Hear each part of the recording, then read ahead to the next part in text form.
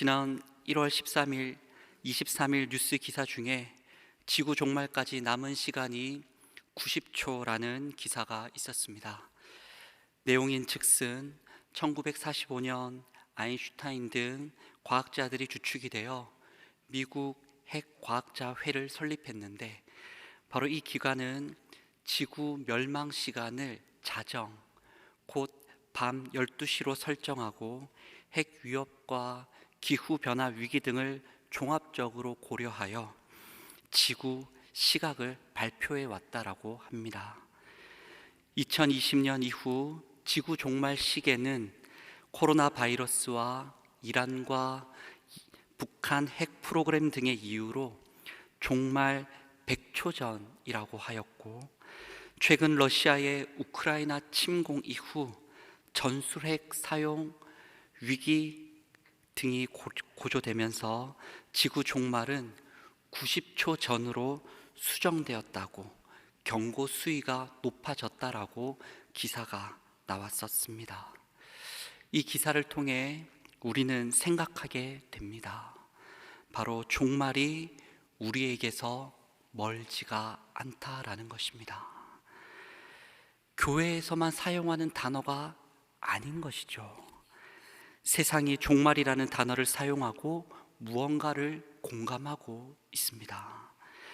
특별히 최근 러시아가 대우크라이나 전쟁을 다시금 수위를 높이고 있고, 튀르키예와 시리아의 지진을 바라볼 때에 우리는 오늘 본문 종말에 관한 예수님의 말씀을 다시 한번 생각하게 되고, 종말의 시대를 우리 크리스천은 어떻게 살아야 할지 고민하게 되는 것 같습니다. 지난 9월 14일에 수요 기도의 시간, 이미 저는 여러분들과 종말을 살아가는 제자라는 본문을 가지고 동일한 제목으로 은혜를 나눈 바 있습니다. 예수님께서는 종말의 징조를 말씀하시면서 마지막 때에 하나님 나라의 완성을 준비하는 제자가 되고, 드러내는 제자가 되고, 견디는 제자가 되어야 한다라고 주님의 말씀을 나눈 바가 있습니다. 오늘 이 시간에는 종말을 살아가는 우리들, 크리스천들, 제자들이 구체적으로 어떤 실천을, 어떤 선교를 이루며 살아야 할지 말씀을 통해서 함께 생각해 보고자 합니다. 우리 3절 말씀을 함께 낭독해 보겠습니다. 예수께서 감람산 위에 앉으셨을 때에 제자들이 조용히 와서 이르되 우리에게 이르소서 어느 때에 이런 일이 있겠사오며 또 주의 임하심과 세상 끝에는 무슨 징조가 있사오리이까. 아멘. 제자들이 종말의 시기를, 그때를 물었을 때에 예수님은 종말의 징조에 대하여 5가지를 말씀하십니다.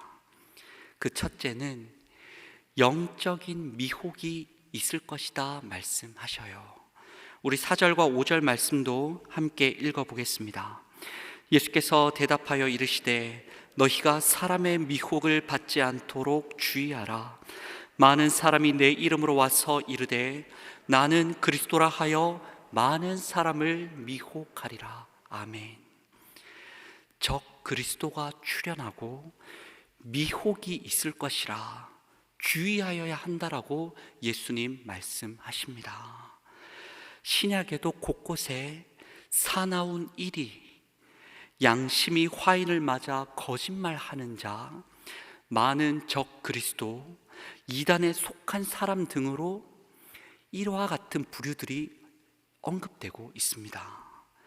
예수님 동시대에도 많은 이단들이 있었고, 2세기의 신비적 혼합주의였던 영지주의를 시작으로 오늘날 우리나라에 잘 알려진 신천지에 이르기까지 미혹의 도전이 늘 우리에게는 있어 왔습니다. 이들은 삼위일체 하나님을 부정하고 구원의 정의와 방법을 다르게 말합니다. 성경 외에 더 높은 권위를 가진 누군가를 어떤 것을 말하고 오히려 헌금, 돈에 대한 것을 요구하거나 윤리적 문제를 일삼기도 합니다. 이와 같은 적 그리스도의 도전 앞에서, 미혹 앞에서 우리의 실천이 무엇이 되어야 하겠습니까? 그것은 바로 복음을 잘 붙들어야 한다라는 것입니다. 여러분, 미혹의 시대 속에서 복음을 잘 붙드셔야 합니다. 요한복음 3장 16절의 말씀을 함께 낭독해 보겠습니다. 하나님이 세상을 이처럼 사랑하사 독생자를 주셨으니 이는 그를 믿는 자마다 멸망하지 않고 영생을 얻게 하려 하심이라. 아멘. 종말의 영적 미혹의 시대 속에서도 우리는 이 복음을 잘 붙들어야 합니다. 그리스도인 척하고 예수인 척하는 그 사람들에게 휩쓸리지 않아야 합니다. 하나님이 보내시고 성경에서 증언하는 유일한 그분 누구이십니까? 바로 구주 예수 그리스도를 온전히 믿고 증언하는 우리가 될 수 있기를 원합니다. 둘째로, 예수님께서 알려주신 종말의 징조는 사회적으로 난리와 소문이 있을 것이다 라는 것입니다. 우리 6절의 말씀을 함께 읽어보겠습니다. 난리와 난리 소문을 듣겠으나 너희는 삼가 두려워하지 말라. 이런 일이 있어야 하되 아직 끝은 아니니라. 아멘. 난리라고 말씀된 성경의 단어는 헬라어로 플레모스라는 단어입니다. 그리고 이 단어의 원어의 뜻은 소동하다, 소동을 일으키다 라는 뜻을 가지고 있습니다. 소동이란 뜻이 무엇입니까? 사건이나 큰 변이 일어나고 폭동이나 소요가 일어나는 것을 뜻합니다. 신약 성경에서 소동이라는 말이 참 많이 등장하는데요. 여러분, 언제 소동이 일어나냐면 동방 박사들이 유대의 왕을 찾아서 그때 왔었을 때에 헤롯 왕과 예루살렘이 듣고 소동하였다라고 마태복음 2장 3절은 말씀합니다.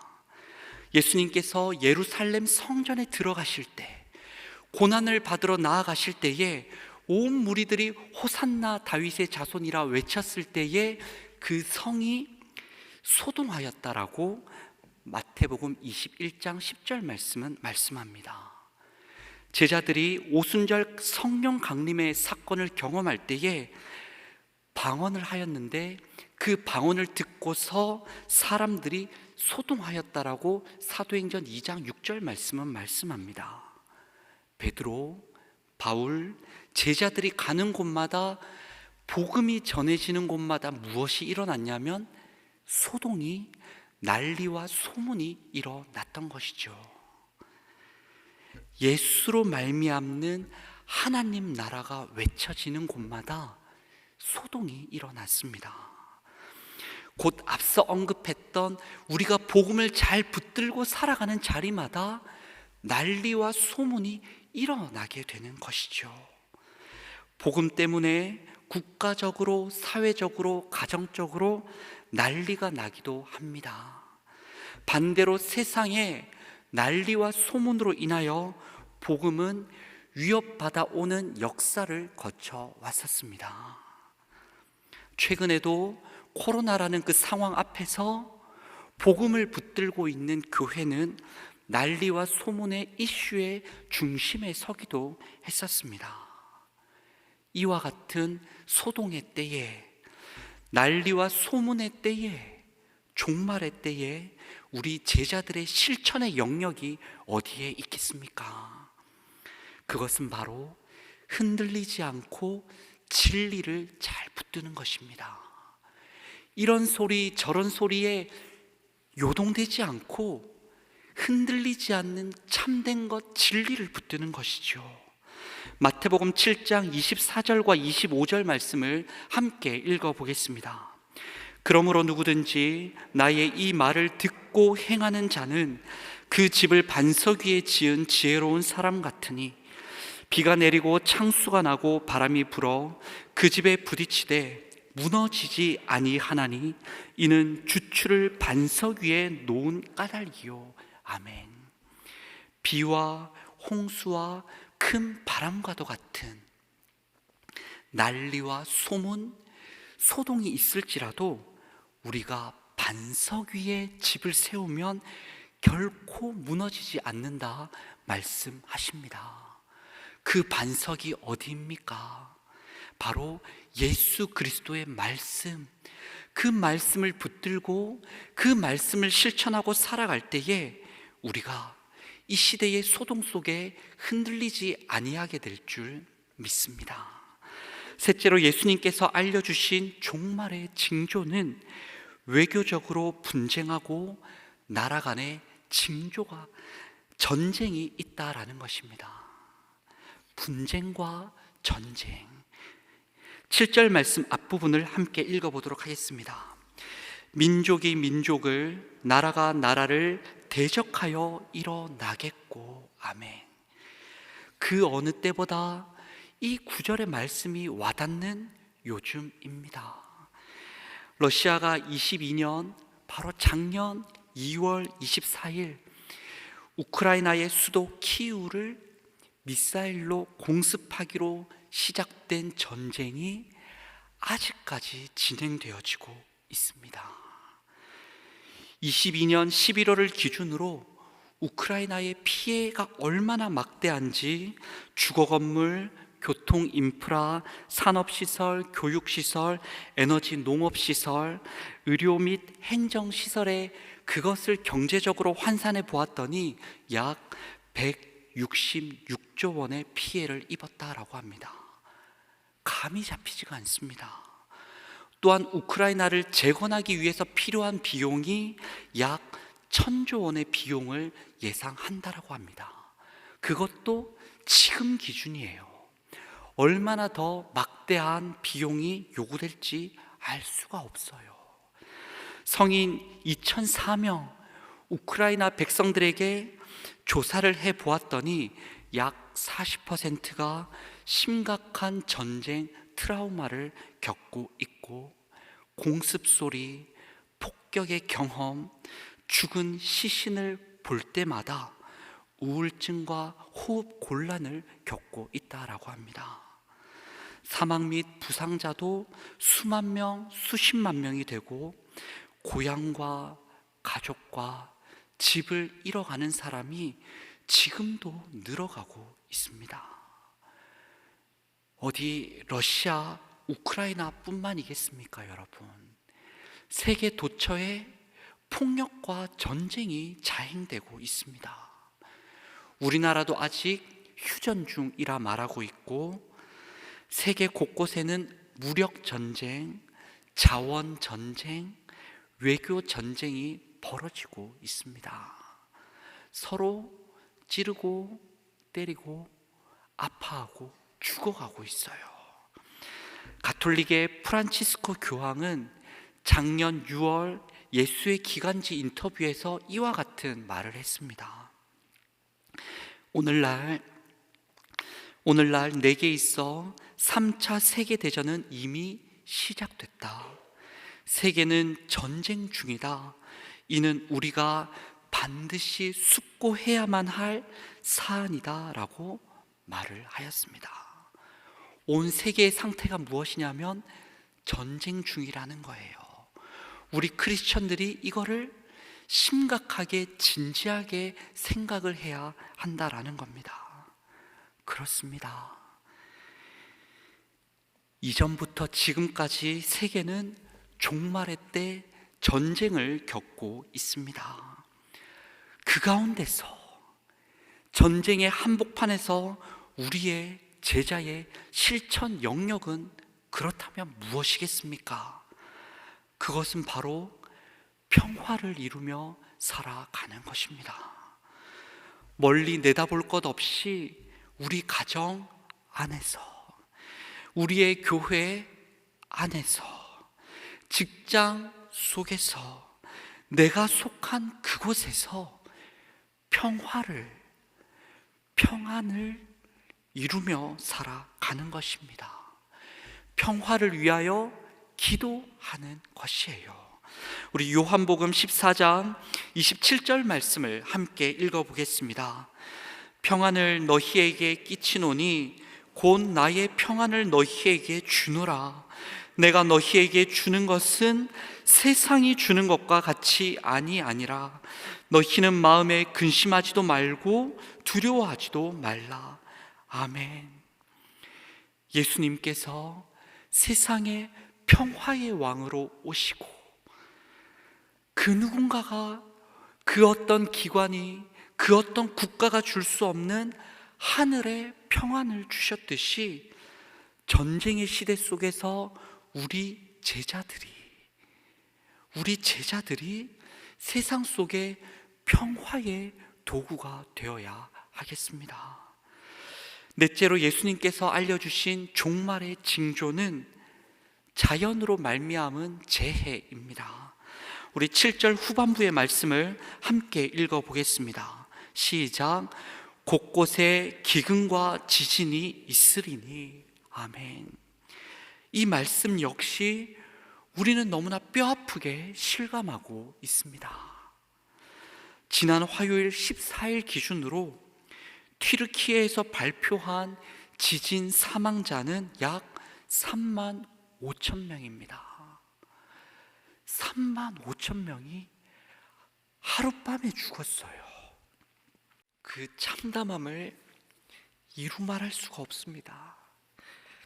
부상자가 10만 5천 명이라고 합니다. 시리아는 내전으로 인해서 그 수치를 파악을 할 수가 없다라고 해요. 지금도 튀르키예 그곳에서는 하룻밤 사이에 가족을 잃은 이들이 눈물을 흘리고 있고 약 100만 명의 사람들이 임시 대피소로 가 있고 열악한 대피 시설에서 추위와 배고픔에 떨고 있고 물과 식량과 의약품이 부족해서 2차 재난의 우려가 참 된다라고 합니다. 자연의 재해가 우리를 위협하는 시대입니다. 어떻게 지진뿐이겠습니까? 우리는 최근 북극발 이상 한파를 몸소 경험하고 있고 지난 여름 포항에는 큰 폭우로 무고한 생명이 죽기도 하였으며 미국에서는 남부 지역의 허리케인의 피해가, 서부에서는 가뭄이 지속되어서 물 부족으로 신음을 한다고 합니다. 이상기후로 인한 영향을 전 세계가 경험을 하며 여전히 코로나도 우리를 참으로 힘들게 합니다. 이런 자연재해의 시대, 종말의 시대에 주님의 제자인 우리는 어떤 실천을 하여야 하겠습니까? 바로 서로 돌보면서 살아야 하는 것입니다. 자연을 돌보고 피해 입고 아파하는 약자를 돌보며 살아야 합니다. 마가복음 4장 38절 39절 말씀을 함께 낭독해 보겠습니다. 시작. 예수께서 깨어 바람을 꾸짖으시며 바다더러 이르시되 잠잠하라 고요하라 하시니 바람이 그치고 아주 잔잔하여 지더라. 아멘. 자연의 그 광풍 앞에서 거의 죽게 된 제자들은 예수님께 자신들을 돌보아 달라라고 크게 부르짖습니다. 예수님께서 기도해 주셨고 제자들을 돌보아 주실 때에 이상기후, 갑작스러운 그 돌풍을 이길 수가 있었던 것이죠. 그렇습니다. 생태계의 도전을 받는 시대 속에서 우리가 서로 돌보는 것이 필요합니다. 인간의 탐욕으로 병든 자연을 다시 돌보는 겁니다. 큰 재앙 앞에서 아파하고 신음하는 이웃을 관심 가지고 돌보아 주는 거예요. 이번 튀르키예 지진 피해에 우리 교회도 지원을 하려고 하는데 혹 지원 헌금을 하실 때 특이라고 꼭 써주시고 그 돌봄에 여러분들이 참여해 주셨으면 좋겠습니다.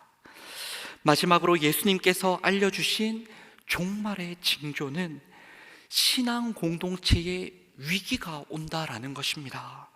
우리 9절부터 12절까지 조금 길기는 하지만 함께 읽어보도록 하겠습니다. 그때 사람들이 너희를 환난에 넘겨주겠으며 너희를 죽이리니 너희가 내 이름 때문에 모든 민족에게 미움을 받으리라. 그때 많은 사람이 실족하게 되어 서로 잡아주고 서로 미워하겠으며 거짓 선지자가 많이 일어나 많은 사람을 미혹하겠으며 불법이 성함으로 많은 사람의 사랑이 식어지리라. 아멘. 예수님께서 이르시기를 종말의 때에 환난과 미움과 실족과 미혹과 불법으로 인한 이 신앙 공동체의 위기가 찾아올 것을 예고하십니다. 그런데 그 예고가 예수님 승천 이후 얼마 되지 않아 바로 시작이 되었어요. 실제로 스데반의 죽음이 일어났고 그 집사의 죽음 이후에 시작된 기독교의 박해가 시대마다 있었습니다.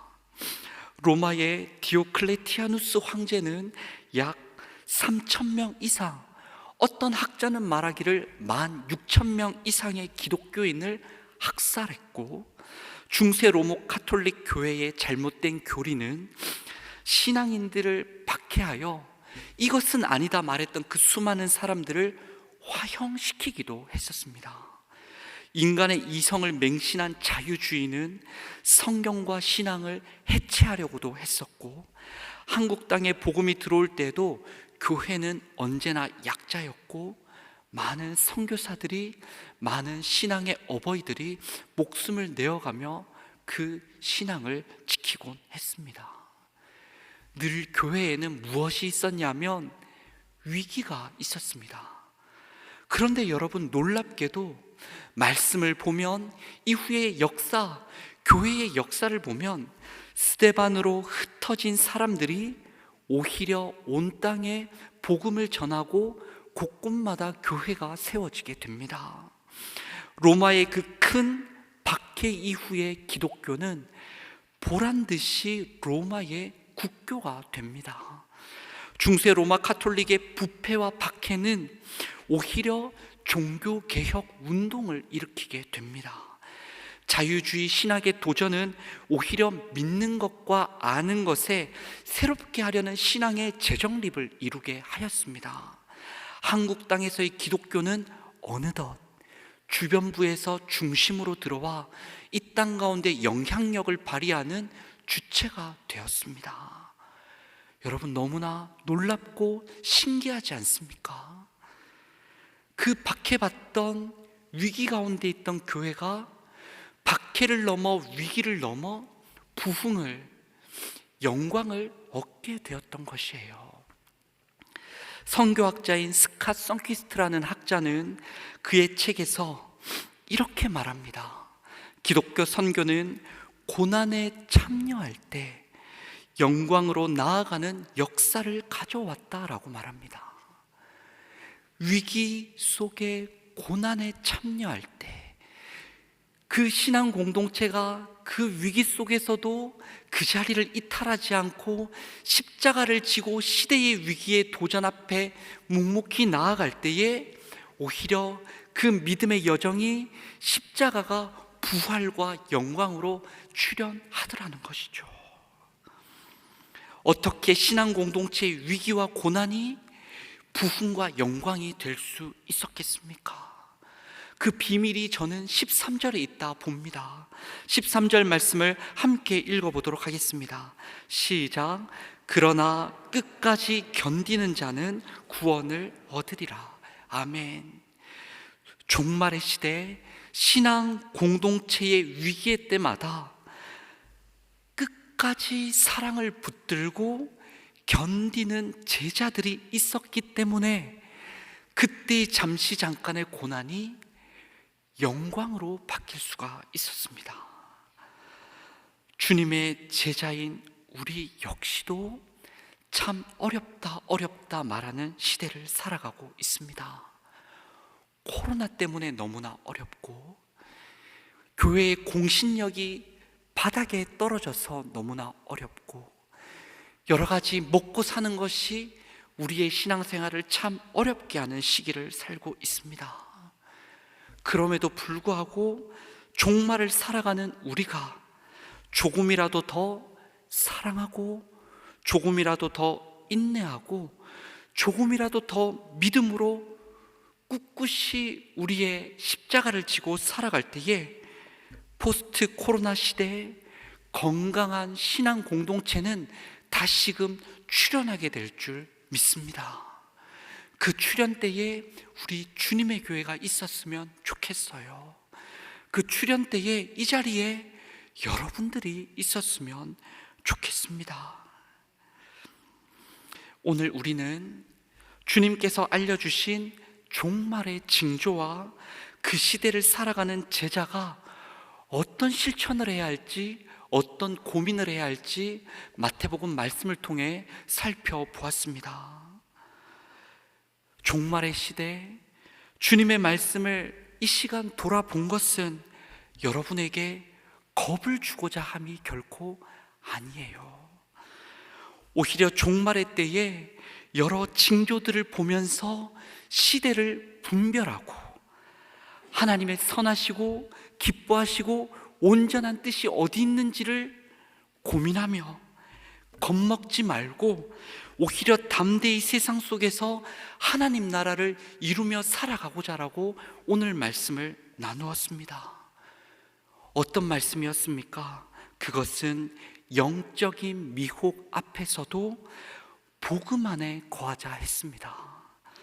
세상의 난리와 소문 중에서도 성경 말씀 진리 위에 흔들리지 말자라고 했습니다. 나라와 민족의 전쟁의 소식을 들을 때에 평화를 이루는 사람으로 먼저 살고 그들을 위해 기도하자고 했습니다. 생태계의 도전과 이상기후 중에서도 자연을 돌보고 이웃을 돌보자라고 했습니다. 신앙 공동체, 어찌 보면 우리들의 위기 속에서 조금 더 인내하고 사랑하며 신앙을 지키자라고, 십자가를 내가 지자라고 했습니다. 여러분, 이러한 삶을 한 문장으로 한마디로 무엇이라 말할 수 있겠습니까? 그것은 다름 아니라 예수님께서 살아가신 모습대로 우리가 닮아 살아가는 것입니다. 대단한 게 아니에요. 예수님 따라 살아가는 것입니다.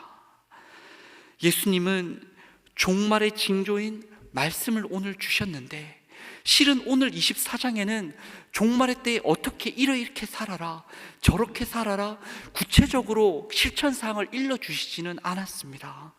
그러나 말씀마다 우리가 살펴보기를 그 어려운 시대를 어떻게 살아야 할지 예수님은 몸소 실천하며 이미 마태복음에서, 마가복음에서, 누가복음과 요한복음 그분의 걸음걸음마다 우리에게 보여주신 것이에요.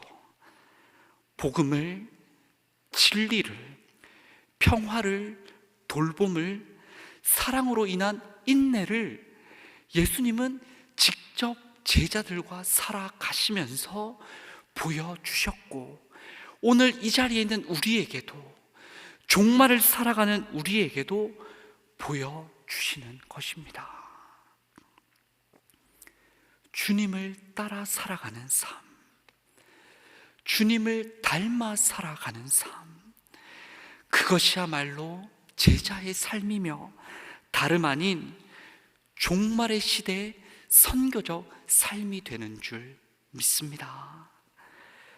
종말의 시대에 살아가는 성도 여러분, 선교적 제자로 부름받은 주님의 교회 성도 여러분, 이 시대를 어떻게 살아가시겠습니까?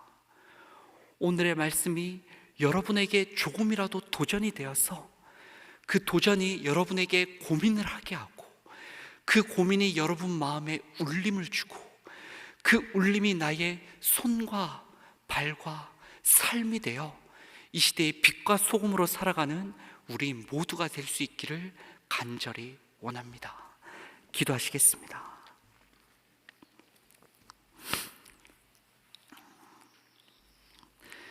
우리의 구주 하나님의 아들이신 예수님, 종말의 시대를 살아가는 이 자리, 주님의 제자 한 분 한 분들을 불쌍히 여겨 주옵소서. 개인의 종말과 시대의 종말 앞에서 우리는 너무나 연약합니다. 우리 마음에 주님과 세상을 향한 사랑을 담아 주옵소서. 우리의 말과 삶에 주님 주신 진리가 담기게 하옵소서. 우리의 입술에 주님을 자랑함과 찬양의 향기가 퍼지게 하옵소서. 우리의 두 손에 주님을 닮은 섬김과 우리가 가는 곳마다 평화가 나타나게 하옵소서. 이 마지막 때에 조롱하는 소리와 세상의 유혹을 알뜰히 이기게 하시고 장차 완성될 하나님 나라의 순결한 신부로 준비되게 하옵소서. 예수님의 이름으로 기도드립니다. 아멘.